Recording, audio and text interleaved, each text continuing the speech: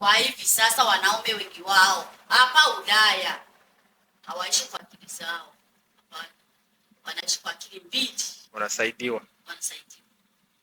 Akili kama Mwenyezi Mungu kakikuja, ila mara nyingi wanatumikishwa na akili za kishetani, za mitishamba. Disclaimer. The views and opinions expressed in this video are solely those of Lakwa Media Entertainments. They are based on our personal thoughts, experiences, and interpretations. These opinions are not intended to represent official facts or professional advice. We encourage viewers to think independently, do their own research, and form their own conclusions. Assalamu alaikum warahmatullahi wabarakatuh. Vipi hali zenyu watazamaji wetu? Natarajia mpo salama na mnaendelea salama. Jina langu ni Ali Lokwa na karibu tena katika channel letu pendwa, channel ya Lokwa Media Entertainment. Nataka niwapongeze wote wenye wamepata mafanikio katika siku hizi 3-4 hatukuwa na nyinyi. Tunataka tuseme pongezi na sifa zimrejee Mola wetu muumba mbingu na ardhi. Na wote amepata msiba, mtihani, ni kadara za Mwenyezi Mungu. Tunasema pole sana na ujikaze. Subra ndio tiba ya yote. Na kila siku mtihani yaja kwa mji ambayo Mwenyezi Mungu yampenda zaidi. Kwa hivyo tunasema pole tena, lakini endelea kushikamana na Mola wako na subra. Ile siku ya leo tena tuko katika studio na shangazi mkweli. Shangazi mkweli yuko pamoja na mimi hapa katika studio. Wacha wape salamu, alafu tuingie katika mada ama kipindi cha leo. Karibu sana. Assalamu alaikum warahmatullahi wabarakatuh. Assalamu wabarakatuh. Kwa kweli nafurahi tena kwa siku ya leo kukuta tena kukutana na sisi wote kwa siku ya leo.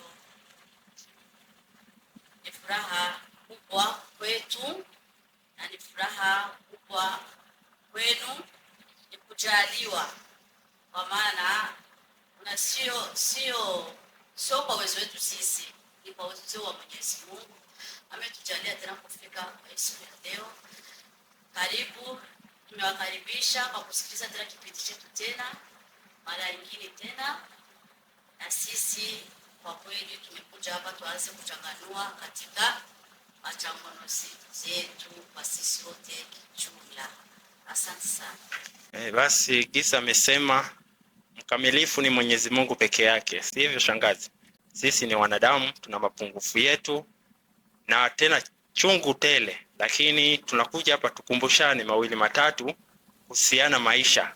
Maisha hii tunapita ndani yake ni maisha ya sisi wote, na raha na furaha zake na karaha zake, lakini yote kwa yote ni kukamatana tu na subra. Si vile shangazi?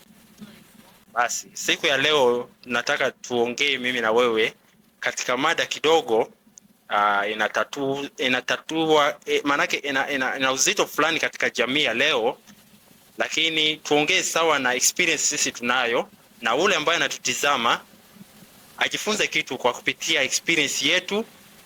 Sawa? Maybe itamsaidia kesho ama kesho kutwa. Sivyo? Mimi nataka nijue kitu moja. Maisha ya leo kesi tunaishi, wewe ukiutizama jamii inaelekea wapi? Nikisema hivyo, kwa nini nakuuliza jamii inaelekea wapi? Ajili siku moja ulishawahi kusema mtandao ndio chanzo ya vyote. Leo mvurugu maisha, mvurugu familia, mvurugu ndoa, mvurugu masomo, kila kitu imekuwa mtandao. Kuna vitu vinaendelea katika mtandao mpaka unajiuliza hao watoto wanafanya vitu kama hivi, wana wazazi ama hawana wazazi?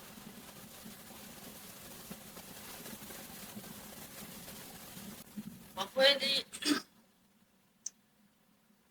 hivi vyote, kwa kweli vyote vinapitikana katika mitandao na watoto wanatoka katika mitandao. Uhai wa zamani si tulisaliwa hiyo matelefone alikuwa hayapo. Mitandao mingi ilikuwa hamna, matelevisheni sio kila mtu alikuwa na televisheni kwa hiyo wakati. Lakini kwa hivi mtu anawaki anakuwa kidogo tu, kijana miaka 18 anakimbilia akiwa na shambre yake, anaenda kununua televisheni. Siku hizi mtoto mdogo miaka 10, mtoto wa miaka 9 anajua simu kuliko wewe baba ulimzaa. Bako mtoto anaenda kuchokonoa kwenye wewe baba ulimzaa haujui. Ila mtoto wa miaka 9, miaka 8 anajua simu kuliko wewe. Hivyo vyote ni mambo ya nini? Mambo ya kileo, mambo ya msungu. Na hivyo yote ndio inasababisha watoto wanafanya nini? Wanapotea. Ndio. Wala wanajua mambo mengi. Nasikia. Kwa ufupi, kwa kweli kisi naona inaweza kuwa hivyo kaka yangu.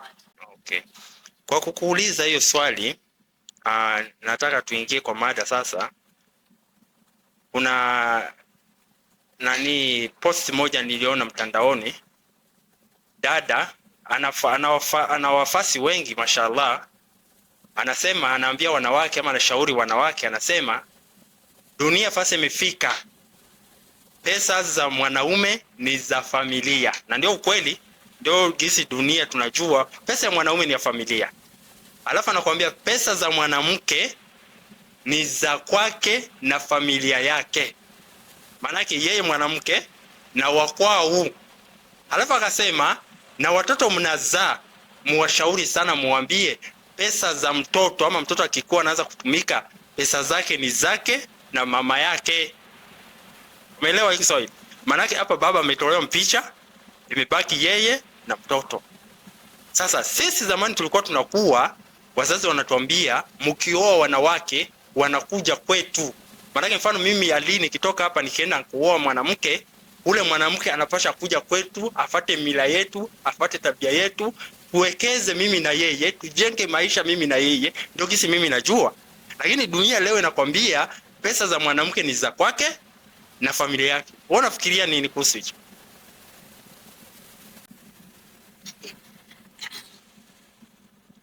Kwa kweli kakadi, mimi kwa kisibi nimekuwa kwa kisibi nimekuwa naona wazazi wangu, naona familia,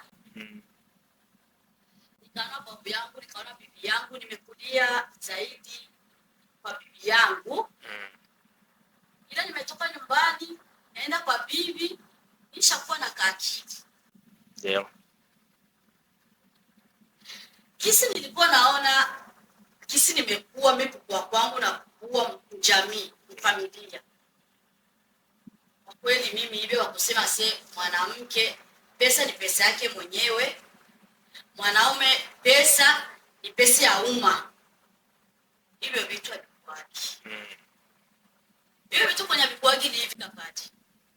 Kama umeoa mwanamke, ndio, umemtoa mjamii, mfamilia ya heshima na adabu, mwanamke akitafuta anatafutia familia hizi, familia mbili.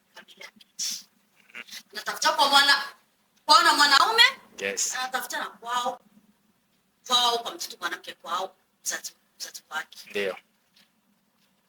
Sasa hivi akusema tu nijibague mimi, nikipata kiwe kipato changu mimi mwenyewe na kwetu, alafu ukipata kiwe kipato chetu kwa sisi wote. Hivyo vitu ndio vilikuwa inaleta ugomvi mpaka leo. Hivyo vitu vinaleta ugomvi sana sana sana. Tena vilikuwa nasababisha hivyo vitu hivyo wanaume inafikia hata mwanaume hajisaidii mkitu hata kimoja. Manako anapondekana. Yeye mwanaume anaikalia kusaidia wao na mwanamke. Na usijue zile pesa ziko nasaidia ni pesa ziko zinanunua ndani kiwanja. Mwanamke anaanza kununua kiwanja na wakajenga, wakamaliza. Bila wewe mwanaume kujua, wala wewe mwanaume hakuna jina lako liko ndani. Nasikia. Kwa kweli si wanawake nikijitizama sishitoi ndani mimi kama vile shangazi mkweli. Tunajipenda sana. Ni kujipenda ama ni roho mbaya? Tunajipenda tena roho mbaya kiwepo. Na ukosa mapenzi. Yaani hapo sina mapenzi na wewe. Kabisa. Sina mapenzi na ule mwenye tunaishi naye. Ni kama vile nataka kusema hata kisha mimi na wewe najua nishajiandaa na kitu changu. Na ndio ujeuri fasi inatokea. Na ndio maana ukiona ndoa ikiendelea huko mbele, mwanamke anakuwa mjeuri, anajua amesha kuponza. Maana hata leo ukimwacha ana nafasi ya kuanzia. Na hivyo vitu unasema vitu vyote vinapitikana nyuma ya mgongo ya Bwana. Hajui kitu. Maskini anashika pesa zake, anawekeza kwa familia yake, anajua anawekeza kwa familia yangu, leo kesho itusaidie sisi wote wawili. Unakuja kugundua mwenzako ameshanunua viwanja 3 4 na kujenga, ameshajenga na kuna wapangaji wanakodisha zile nyumba. Leo unapata taarifa, kumbe niko na mwenzangu hapa, najua tunajenga maisha pamoja, yeye ameshajenga ya kwake. Kwa kweli inaumiza sana roho. Nilikaa ya maneno nikawaza, nikafikia roho inaniuma sana. Maana yake gisi wewe unatoka asubuhi na mko unaenda pambana na namna umesema, na sisi tuna familia zetu. Lakini sisi wanaume gisi tunakuwa wadhaifu nyuma ya mwanamke, unajiuza kila kitu yako nyuma ya mwanamke, kesho wanakuita mjinga. Wanasema kale kana naume kajinga kale, hakana akili. Tunaangalia kakaali kwa Kisii. Hii sasa hii tunakuja katika huyu mji tuko ndani. Huyu mji wa Ulaya tuko ndani huko. Huyu mji wa Ulaya kwa kweli Kisii watu wanajisemea, wanakuambia sio mbaya. Mji sio mbaya. Sisi tunakuja ndani Ndio tunafanya mbaya. Ndio tunafanya, tunaitwa jina, tunakuambia jina libaya. Ila sisi wenyewe tunaiga mambo yenye hayapo. Wajua nini?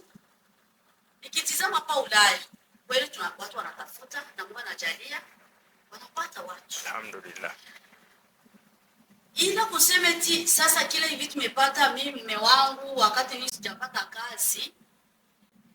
Mume wangu alikuwa akinionyesha na konti ni moja naona vyake, lakini wakati mimi nimepata kazi mimi tunafanya nini? Tunagawa konti. Hii kugawa konti unajua maana yake ni nini? Maana yake kila mtu apoe na chake. Usichoke kinapoendelea maisha. Ilo kiona na wewe mwanamke konti inakuwa ni hii moja. Wala katika konti yake unaijua. Una uwezo ya kutizama. Una uwezo kutizama. Yule mwanamke. Yule mwanamke ni wako paka. Na usimsogeze, kwanza usimtata karibu ya watu haribu akili mke wako. Wajua ni wanawake. Katika wanawake 100 mmoja kwa angana na kuonesha chake, anakwambisha kweli, anakwambia mume wangu tufanye vitu. Kaunti yangu kwa pesa kaza, unaona unajua kama pesa zi muhimu, ila unamuuliza kama pesa ngapi, na anakuambia ukweli Mwenyezi Mungu ndani. Anakuambia ukweli, mimi pesa zangu ni pesa kazi. Wewe pesa kaunti yako pako pesa ngapi? Pesa wewe pako pesa hizi. Sasa tukamate ndogo, tukamate na ndogo hapa, tuje pamoja, tunaweke kiwanja, tujenge, tufanye maendeleo. Hatujui kesho yake kuna saa tutatoka ndani. Hatujui ya baadaye, hatujui. Mungu anajua.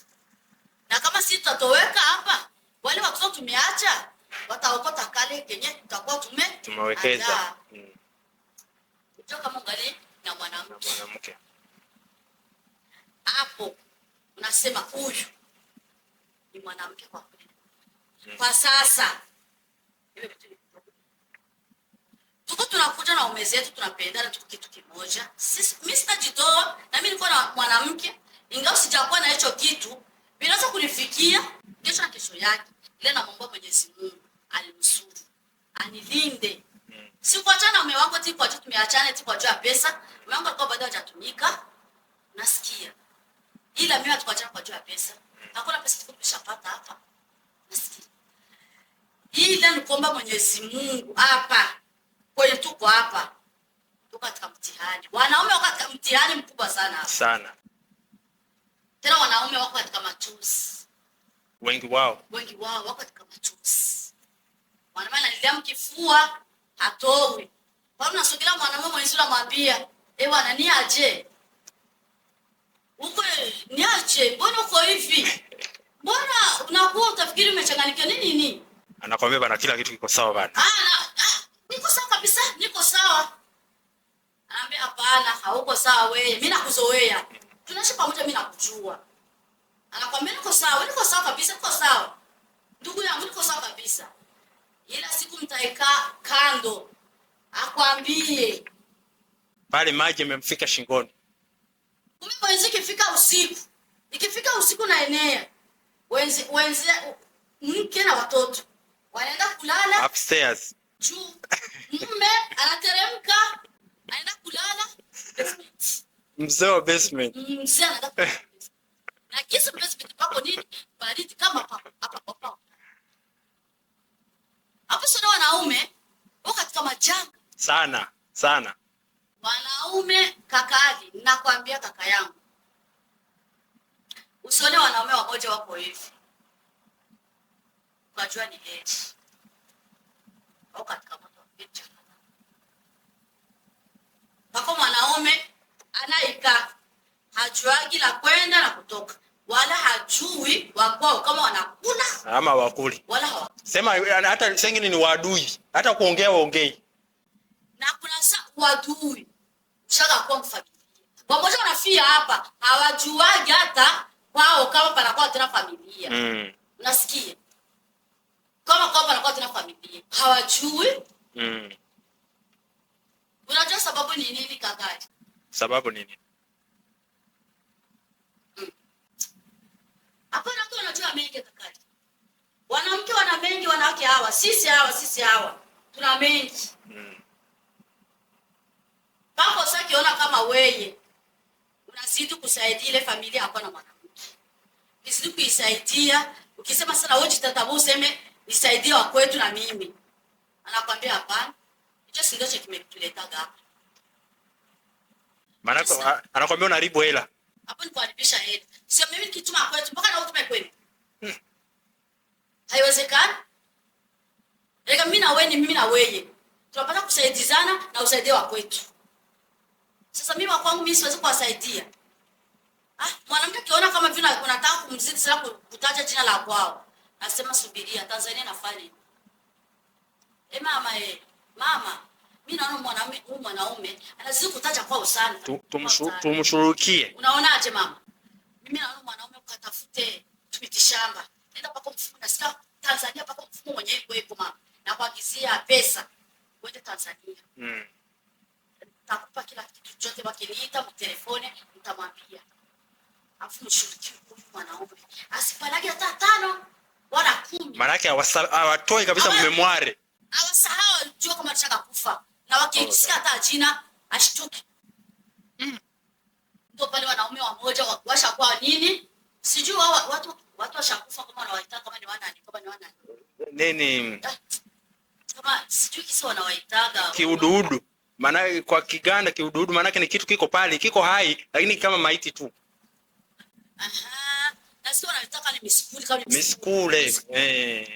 Ndio wanaume wamoja wako hapa. Maana yake hana say. Yaani ni mwanamke wake tu ndo aseme, ndo asikilize.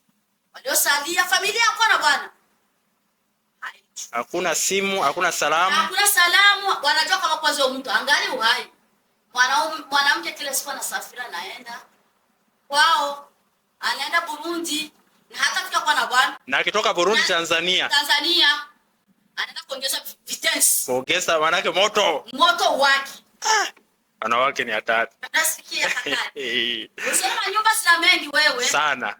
Nyumba hizi zina mengi. Wanawake wana mambo wewe.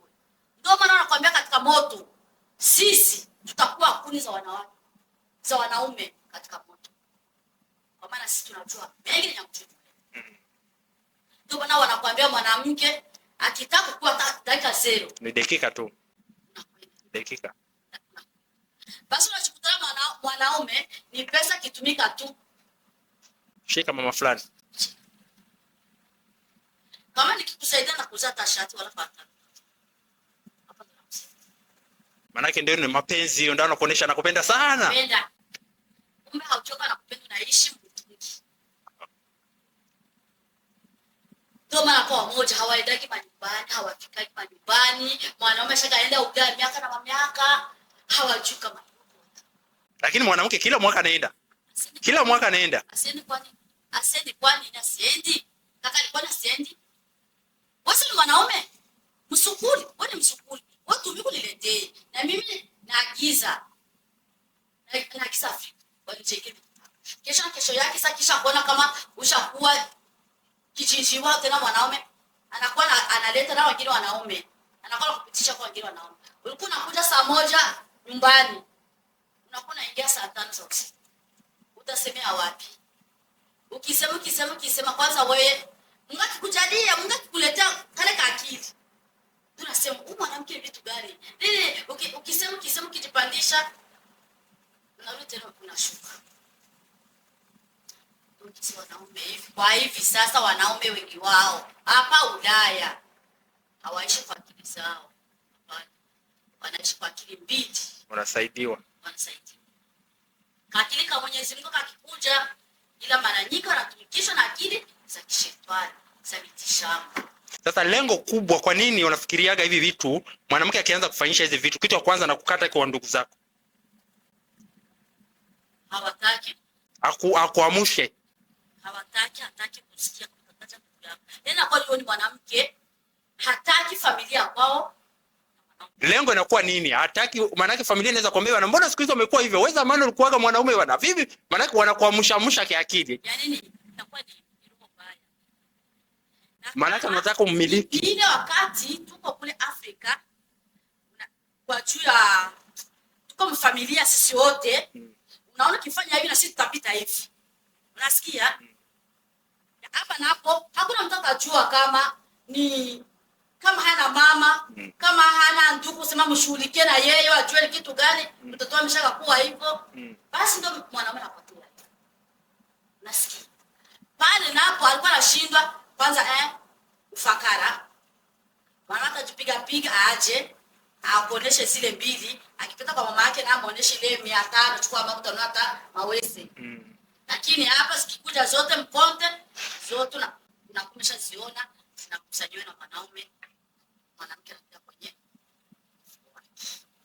sinakuwa tunataka tu kwa nani? Ni familia ya kwao Mwanamke. Lakini yoyote ni mwanamke anakuwa ni tabia anakuwa iko na kale kakitu iko nako rohoni, alikuwa anakosa kukisi atakapichua. Kaka, ni mambo mengi hapo hapa. Sana. Ni mambo mengi yako hapa. Sana. Pako sasa mwanamke alikuwa anashindwa kufanyia vitu mbele ya wazazi wako, mbele ya familia yako. Lakini amefika hapa. Samesha kutenganisha nao. Kucha zinaamka. Kama alikuwa hana kucha nyeupe, zinakuja sasa nyeupe wala nyeusi. Wajua nini? Yuko nana atamcontrol. Nana atamsema. Hakuna. Ila ujue, hao na watu wako tena nakataza. Mke wako anaenda Tanzania. Unaenda naye. Kwa makini. Unaenda naye. Tanzania tunaenda bila wewe.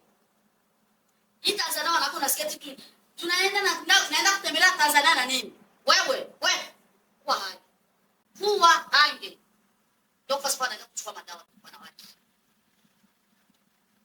Mkue hange wanaume. Ninawaambieni wanaume, wa baba zangu, wa kaka zangu, waume zangu, nawaambieni wanawake wengi hawaje. Lakini na mimi ningekuwa na dawa kwanza, mimi bila nataka kwanza kuna nini? Nikipata ume hivi na mimi naingia kwanza Tanzania. Mwenyezi Mungu akunusuru na hiyo. Shanga nani kaka? Mungu akunusuru na hiyo dada yangu. Na mimi ningetumikisha dawa kama mimi ningekuwa katika ndoa yangu. Lakini kwa kuwa na mimi nilikuwa kiwelewele, sikutaka kutumikisha mitishamba, nitumikishe tu la ilaha illa Allah. Mwanaume ananitoka hivi anaenda tu hivi. Lakini hamna shida inshallah. Mwenyezi Mungu kama ni wangu. Dada yangu, endelea kushikamana na la ilaha illa Allah. Vitu vya Mungu vina muda, lakini vina na faida yake ni kubwa sana. Lakini vitu vya mitishamba ni muda mfupi. Siku atafunguka macho, akifunguka macho, hawezi kuamini ni wale watu walikuwa wanalala pamoja wanaitana hani. Hawezi kuamini. Sasa turudi kwanza katika mada shangazi. Umeongelea viwanja. Kuna rafiki yangu, siwezi kumtaja jina, atanisamee sana, siwezi kutaja jina, hakuna mtu anakujua. Mimi naongea na simulia. Sawa? Utanuia radhi bwana. Amenipigia simu akaniambia bwana Ali, nataka ufanye kipindi ongelee hivi vitu tunaongelea hapa. Akanambia Ali, nimeamka, nimetoa blanketi kwa shuka kumekucha. Naambia vipi tena? Shemege amekupiga? Hapana, afadhali hata angenipiga. Akanambia Ali, nimepigwa bonge la ng'omi mkichwa. Na kuna vipi? Ananiambia Ali, nilikuwa natumikia mwanamke miaka 10. Ameanza kazi juzi. Nimegundua kiwanja tulinunua kwao. Ule kaka anatoka Burundi, mwanamke ni wa Rwanda. Kiwanja tumenunua, sikununua Burundi, nilinunua Rwanda. Hakuna jina yangu. Shindwa kununua kwao, kaenda kununua Rwanda. Alinipa excuse yake naeleweka. Akanambia Ali, kwetu sina ndugu. Mama yetu alikufaga, baba yetu alikufaga. Wa ndugu zangu sina uaminifu nao. Nikaona nimeoa mwanamke kidogo, tutakuwa na ile undugu, wacha tusaidizane tujenge maisha. Mimi Ali, maisha yangu nataka nijenge maisha yangu, nitoke Ulaya nirudi Afrika. Nikamwambia pale umeongea. Akanambia Ali, nimegundua mwanamke na mama yake, ile kiwanja kuna jina yangu, kuna jina ya mama. Sasa nimempigia mama simu, nikamwambia mama, mimi nilikuwa naomba hiyo kiwanja muirudishe mjina yangu ama jina mke wangu. Akamwambia wewe umeenda na maji. Wewe hapa huna chochote. Kama una chochote hapa njoo kidai, lakini kiwanja kiko mjina yako, ni chetu. Akanambia cha pili, nimegundua Ali, mke wangu ana zaidi ya viwanja viwili, nilikuwa sina taarifa. Amepata hati ndani ya nyumba ile, mwanamke ameenda kwa kaza kaangukia vitu, amekuta hati 2 zimeandikwa jina mwanamke, ziko Rwanda. Akanambia Ali, natumika na naendesha kamio, nampa mke wangu tuwekeze, tujijenge maisha yetu kesho. Sina kitu. Nikamwambia ndugu yangu, mimi kitu nitakushauri, ajini sio Waislamu. Akanambia Ali, mimi kama kitu nitakushauri, sisi Waislamu tunamwachia Mwenyezi Mungu. Mimi sijui sasa wewe upande wako unyume unamwachiaga nani. Sisi kwetu Uislamu na kumwambia mwachie Mungu, na kingine wewe ni mwanaume miaka 40, kama unaweza kuvipata hivi Mungu anaweza kukupa vingine. Akanambia lakini nimeharibu muda mwingi. Nikamwambia ujaribu muda, bado uko na muda. Mtu kama huyo unaweza kumshauri nini? Kama huyo kisi naweza nikashauri kwa kweli, bila kupendelea. Bila kupendelea. Kama harudishi, kama mimi nimetumika kweli, pesa yangu ndio nimenunua vile viwanja. Pesa yangu kweli kabisa, kivyangu mimi. Kani pesa yoyo baba, yoyo kijana. Kwa kweli basi bange msikile mali basi pampata kiwanja. Binadamu anatemaga mali. Na kete mimi najua kama mambe kimeza. Imemeza Itapita.